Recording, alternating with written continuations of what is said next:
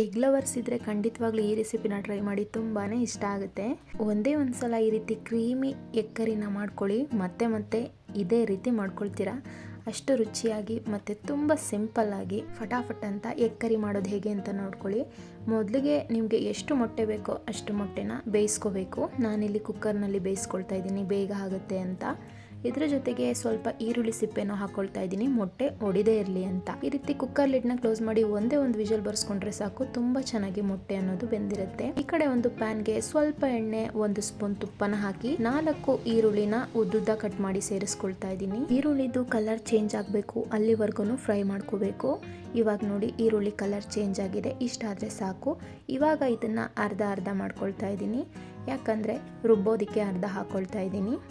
ಈ ರೀತಿ ಈರುಳ್ಳಿನ ಫ್ರೈ ಮಾಡಿ ರುಬ್ಕೊಂಡ್ರೆ ಆ ಗ್ರೇವಿ ಟೆಕ್ಸ್ಚರ್ ಅನ್ನೋದು ತುಂಬ ಚೆನ್ನಾಗಿ ಬರುತ್ತೆ. ಇದಿರೋಂಥ ಈರುಳ್ಳಿಗೆ ಸ್ವಲ್ಪ ಕಸೂರಿ ಮೆಥಿನ ಹಾಕಿ ಸ್ವಲ್ಪ ಬಾಡಿಸ್ಕೋಬೇಕು. ಇವಾಗ ಇದಕ್ಕೆ 2 ಕಟ್ ಮಾಡಿರೋವಂಥ ಟೊಮ್ಯಾಟೊನ ಸೇರಿಸ್ಕೊಳ್ತಾ ಇದ್ದೀನಿ.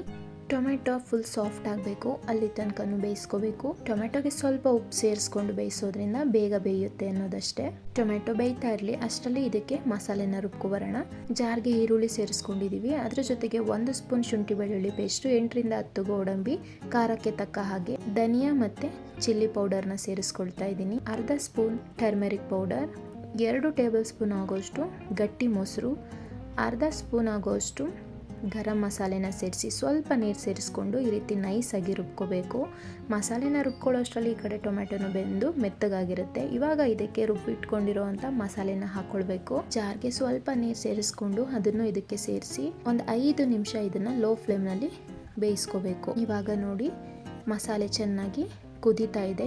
ಇವಾಗ ಇದಕ್ಕೆ ಬೇಯಿಸಿಟ್ಕೊಂಡಿದ್ವಲ್ಲ ಮೊಟ್ಟೆ, ಅದನ್ನು ಈ ರೀತಿ 2 ಭಾಗ ಮಾಡಿಕೊಂಡು ಇದಕ್ಕೆ ಸೇರಿಸ್ಕೊಳ್ತಾ ಇದ್ದೀನಿ. ಮೊಟ್ಟೆ ಸೇರಿಸಿದ್ಮೇಲೆ ಕೈ ಆಡಿಸ್ಬಾರ್ದು.